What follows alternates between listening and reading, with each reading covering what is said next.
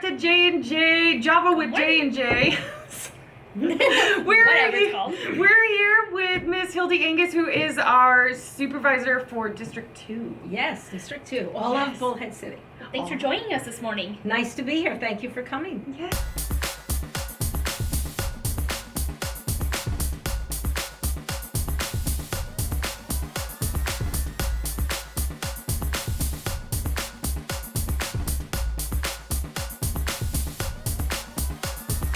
It's cold. I know. Crisp morning. Feels like we're in the middle of December, not February. I love it. I do wish too. it would go on for another few months. I know, me too. I love the winter. We're on the wrong state. We are, huh? I'm from New York. Yes. Originally, yes. so I'm used to it. Yeah. You're not having to shovel snow. You're Although happy. I've been gone for 35 years or something. It's okay. Still So I means guess it. I'm not used to it. All right. There you go. So, how, Hildy, did you get your start? Okay. Well, I moved here to Bullhead in 2005, Okay. and I didn't know anybody. Not one person. My husband and I moved here. He was retired. He was a little older than I am, and he was retired.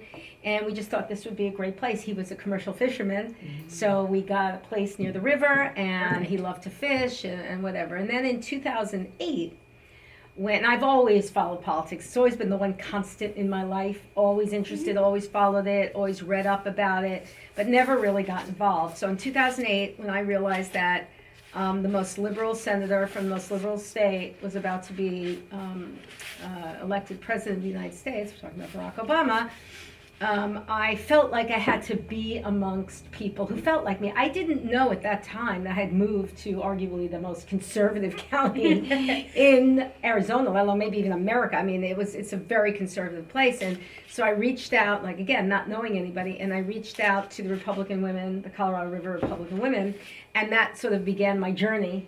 I got involved with that, and it was kind of a club that was on the out because many people were getting older and there was no one sort of to take it over. There were like about 7 people in the club when I joined, and they basically said, "You're it, like you're going to be the president." I'm like, all right. Jump and right in. I grew that club to about 150 people Wow. Awesome. after Barack Obama was elected. Wow. And that was, in 2008 or 9, and then I was asked to be in the party. It was just one of those things that I didn't plan any of this.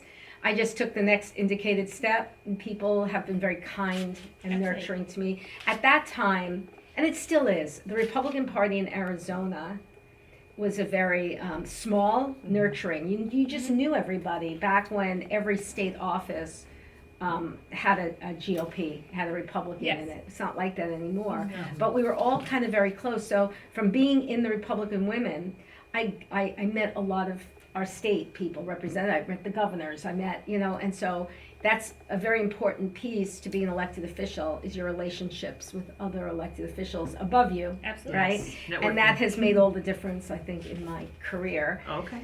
So I'm in my second term, Okay. and I will be running again for a third term. Very cool. And it's been the biggest honor and joy of my life. I pinch myself every day because it's just being county supervisor, I believe, is one of the best jobs because you can change so many things that your neighbors, that people who live here every day, like, you can't affect things that happen in the federal government. Really, you can't. You vote and you hope, but you can't pick up the phone and call your U.S. Senator without going through a million, That's true. things. And then if Absolutely. you get a call back, probably not. Yeah.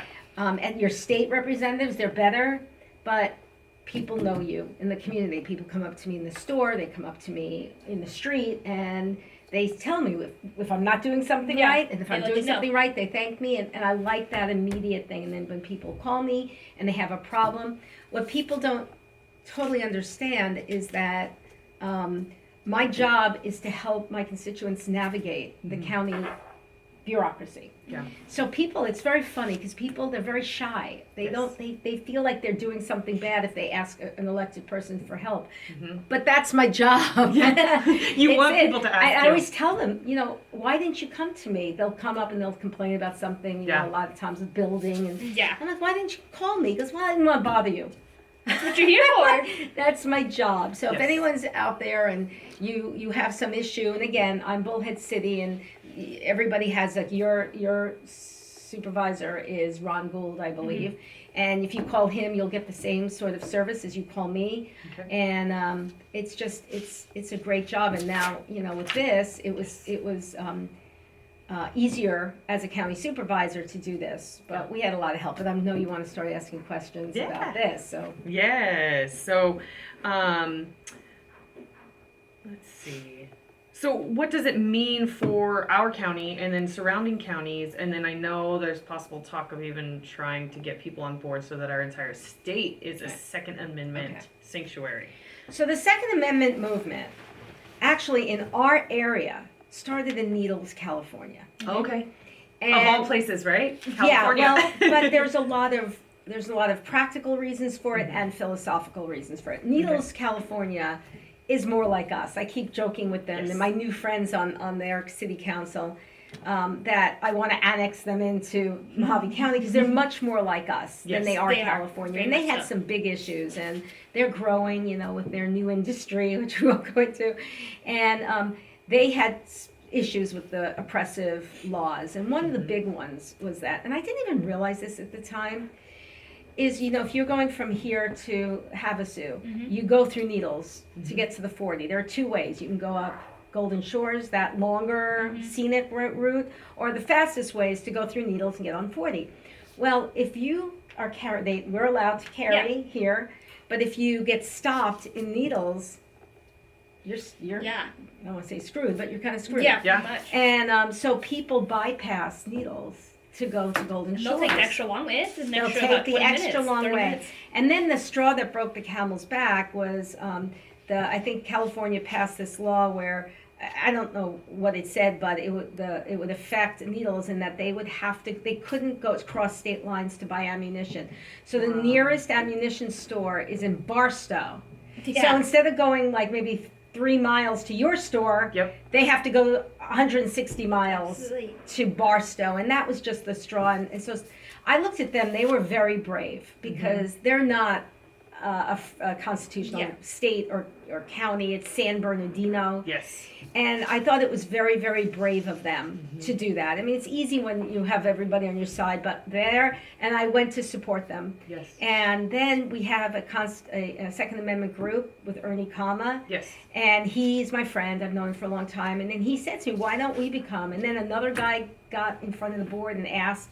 And so I was like, well, why not? And so I asked our administration to draw up a resolution. And for us, it was very easy because we are, a conservative county. And it went, there was not a lot of, discussion Question. or controversy. Yeah. It was passed unanimously Yep. by our board. We're all Republicans and we all believe in the Second Amendment. Absolutely. And then it's like, okay, well, now that we've got this, we should try to get others, cities, counties, because it's a movement. Like we're certainly not the first ones. It is a movement across the country Yes. in states that really need it. So Yes. a resolution it's not a law. It's a non-legally binding. It's not a legally binding statement, But what it is and what the importance is, it's a statement of fight. Okay. It's like, we, for a long time, we've been sitting around while our constitutional rights have been chipping away at them, Absolutely. Yep. chipping away, and, this is a bridge too far. I think at some point, some people have to say enough. Yep. So what the resolution does, the meat of it, to me, the two most important things about all of these resolutions are the statement that a resolution of the Mojave County Board of Supervisors supporting the Second Amendment of the United States Constitution and declaring Mojave County a Second Amendment sanctuary county. Because there was a little debate, because of what we talked to before the show, that a lot of people will misunderstand. Yep. When they read sanctuary county, they'll think that we're doing it for illegal immigration, which we're not. It says it right here, Second Amendment sanctuary Yes. county. And I'll be honest, there have been people who have, called me up and not too happy, but when I Yep. explain it to them, They understand. and I don't think people are are dumb. I think Yeah. people are smart, Yeah. and that if they misunderstand it, they'll be corrected. And that's been my experience now. In a few days, everyone understood it. Yep. And then the last paragraph. So it has to have that statement of being a sanctuary county, because that means we're part of this movement. If you put another word in there, like there are people who just want to say support the Constitution. Well, we take an oath to support the Constitution. Yes. It's a little It's part of your redundant. job. Yeah, It's part of it's my different. job. All right. So the last paragraph says, be it further resolved that this board will not authorize or appropriate government funds, resources, employees, agencies, contractors, buildings, detention centers, or offices for the purpose of enforcing laws that unconstitutionally infringe on the people's right to keep and bear arms. That's the most important, because that is the action. Okay. So if the state or the federal government passes laws that infringe on our rights, this county will not enforce them. That's good. basically it. And, years ago, about the Sheriff Richard Mack? Okay, he was from, I think it was Graham County. Years ago, when the Brady Bill first was passed, he said, I'm the constitutional authority of this county, and it is unconstitutional. I will not enforce it. And they sued him, and he lost. They sued him, and he lost. They sued him, and they lost. He took it all the way up to the Supreme Court, and he won. Okay. He won. So we already have and I wish more people would talk about it, but we already have a Supreme Court ruling in our favor, Yes. that the sheriff is the constitutional authority. Great. The Sheriff Mack has a group now called the Constitutional Sheriffs. Okay. We're lucky because our sheriff here is a constitutional sheriff. Definitely. And he got up and spoke about it.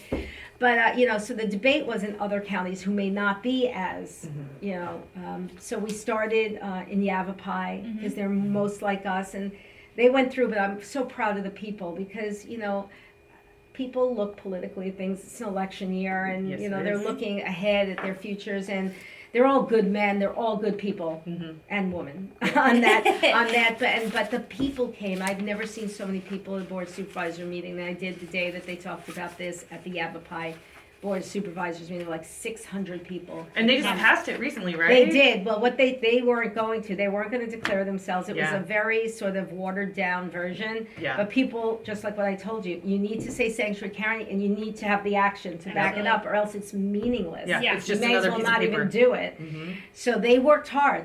They talked to they did it the right way, and they just did it. And now La Paz did it. I sent it to my friends on the La Paz board, and they did it. Bullhead City did it. Yes. We just saw Um, that too. So we're trying for Kingman and Lake Havasu. Yes. And another sort of effect of this is that, like the people in Virginia who are dealing with it now, Yeah. Yeah. they can see it's not just they're not standing alone on this. That we back them, Yes. and that this is maybe this is again where we draw the line. Yep. And I'm so proud that here in Arizona that we were the first ones that did it. Absolutely. Yes, I agree. Something to say about our state Yeah. and the people that live The here. great state we're in. Yep. We are in a great state. We need to keep it that way. Absolutely. I agree. I Important. agree. And on that topic, what are your thoughts on the new bill, the SB 1625 that's been proposed? Okay, how it works in Phoenix is that anyone can drop a bill. That's what they say. They Yeah. drop a bill, and then there's a process. Yeah. It's got to be read, and then it's got to Yeah. go through committee. Mhm. And you probably know more. I don't know offhand which committee this goes through, but it has to go through rules. And if there's no support, it just dies Yes. in committee. So it's up to the leader of the committee if they want to hear it. We're in the majority right now. And I say right now because it is a slim majority in the Yes. House, a little more in the Senate, but in the House, it could go. It could go this year. And I think this is a wake-up call. I'm Oh, I actually agree. glad they did I it. agree. Because now everyone understands that if we lose the House, Oh, yeah. these things are going to go through. Oh yeah. They are right Now- under our nose. I mean, that's when Well, this was drawn up. I think we were all too content with ourselves right now. We were Yes. all comfortable. We all thought, oh, it's a great state. We're doing great right now. And now look what it's sneaking up on us with elections happening, everything with this, all the Right. bills, everything going on. They didn't. No one expected it to happen. Right. And I think there's actually a lot of people that don't even know. At the shop, you get people that are like, "What bill is that?" Right. Well, they Yeah. don't know, and they won't hear about it because No. it's not going to go anyplace this No. year. Yeah. But if we lose that house, these are the kinds of things that they're Yep. going to put. So it's kind of a wake up call. It is. For everyone. You got to support your Republican candidates for the state legislature. That's the House and the Senate. Yep. And you have to go out and really work hard for your good incumbents who are fighting this. Yes. We have wonderful delegation. We have Representative Regina Cobb. We have State Senator